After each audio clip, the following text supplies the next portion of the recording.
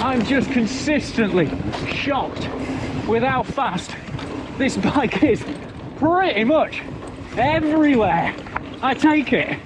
It just shouldn't be this technically capable for a 120mm bike, and it shouldn't be this fast under power for a steel bike, but it doesn't care. It just is. My name's Guy Kesteven. I've been a professional bike and kit reviewer for nearly 25 years, and this video today is brought to you thanks to Gyro Cycling UK, channel sponsors. And particularly proud of this one because I'm here at Stainburn with Si from Cotic and the new Generation 4 Cotic FlareMax. That's right. So what's new apart from it being blue?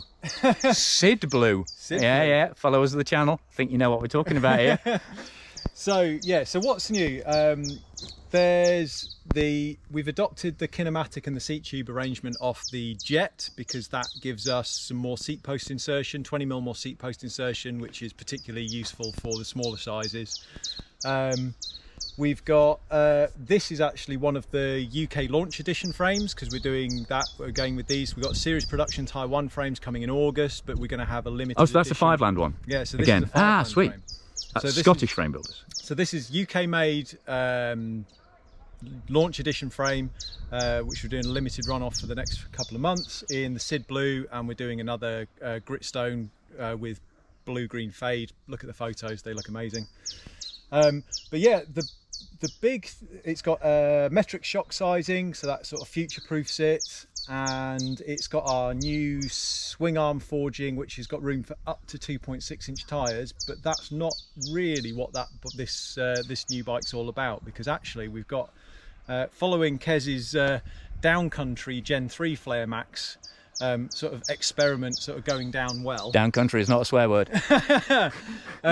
We've adopted some build kit options that let you go a lot more pedally on the FlareMax. Yeah. So this is the gold build, which is our gold XT build, and within the gold build we've got loads of real nice bits which are all no cost options. So this bike is sort of full Kes Spec, so we've got the SIDs, we've got the Wolfpack tyres, we've got the Hunt wheels, although we can do, these are trail wides, but we can do XC wides, and this bike weighs just under 13 kilos with no pedals. Yeah. But for exactly the same price you could have 130 or 140mm travel on some helms. You can have the trail wide wheels, you could have some WTB 2.5-inch sort of more, yeah, and make tyres, it a proper short travel brawler. Short travel sort of, sort of all round trail bike kind of thing. So so really the big news, aside from the seat post insertion, which is big news for a lot of riders these days, certainly on small and medium frames, is the broadening of the build kit offer, so that we've got something quite a bit faster and more pedally. Yeah. Something for sweaters, not just jumpers, as Steve Walland would have had it. So, and we're certainly sweating today, aren't we? Unseasonably hot weather in the March testing arena warning. But yeah, thanks for the intro, Si. And let's get riding. I'm proper excited because this is basically legitimising my perversion in a weird way. I shouldn't be encouraged, and blame this man. Hey, we wouldn't have done it if it wasn't good. Yeah. Things rarely said about me. Anyway, right, crack on. And unsurprisingly, this feels familiar straight away. Apart from that dazzling blue colour being on the frame, as well as the forks. But all that pop and liveliness that I've put into my FlareMax is right here now in this production option spec. And these are slightly heavier, slightly wider Hunt wheels, but the same Wolfpack tyres that I fitted on my little experiment and now on the Cotic stock option as well. So feeling a little bit personally proud of this one. And this Generation 4 is exactly the same tube set as the Gen 3, still 853 mainframe, alloy chainstays, back end. It's just you're getting a physically longer shock, although the stroke's the same and the travel's the same, and slightly different kinematic so that you can get more seat post insertion or a shorter seat tube, which really works for small and medium frames where you'd have struggled to get a longer posting before, and also means you can open up the bike to longer sizes without having an excessive seat tube length. But that steel vibe, that twist and thrust of that tube set, still the underpinning emotional engineering and ride vibe on this bike. And God, I do love it. I really do. It definitely counts for a lot more than just grams or tensile stiffness gains. Just a bike that loves to be ridden, loves to mould and warm itself to even the most techie trails. To give you that little bit of forgiveness and compliance for crux moves or shady corners. You know, not everyone's gonna love that. Some people are gonna like more of a laser accurate, super stiff bike. But in terms of charisma and a bike that really helps you play with the trail, whether it's techie or relatively tame, that's such a Cotic signature. And if you're quick off the mark, you can get one of these intro bikes, which are built by the guys at Fiveland in Scotland, rather than standard Taiwanese production front ends. And as well as this Sid Blue, there's a Granite colour option as well. And even uphill, over these choppy beauty sections, you can just feel that shocked. Just a little bit more open. It's not quite as progressive. So it's just rolling over things a bit better, but it just matches that Sid up front so well still. Really pert, keen character under power. And while I'm definitely asking for it, saying that I'd forgotten how good these Wolfpack tyres are, I've been off them a couple of months and they feel so quick on the road. And so far, despite the fact this red is more blown out than it's ever been, this is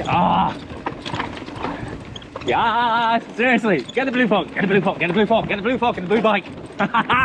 Told you it was good, told you. It's not often my little experiments work, but damn, this is a poppy little flyer. Whoop, rap, rap, pop, and those, yes. Oh, the way it puts its back wheel down now. Lovely, and you can get this Cane Creek shock that I've been running and what this bike's wearing, or stock models will come with a RockShox Deluxe. But it's the fact that the stroke is a bit longer, so the bike is slightly more progressive, that makes the bit of skid steer there. Big difference on this bike. And God, I don't think I've cleared that in ages, if at all. What a little popper. Hello, dear. There she goes. Ah, so good. Summer is here, and for everyone wanting something a little faster, a little lighter, that makes our local trails properly alive, and they're just taking it right to the edge like that point, but still impressive amounts of yes and control and rap bang. Motorbike noises are pretty much obligatory on this. Woo! Front tyre slide, it's all good. That 66 is enough. Keep it all in check. The end of that really long shot geometry adding that stability. Oh, that charger. How are you still keeping me on track? Knee in. Get those pads into that long top tube. A long oval form. Ride connecting top tube. Such a linchpin of the character of this bike. Shazam! Boom! Etc. Shock is less progressive.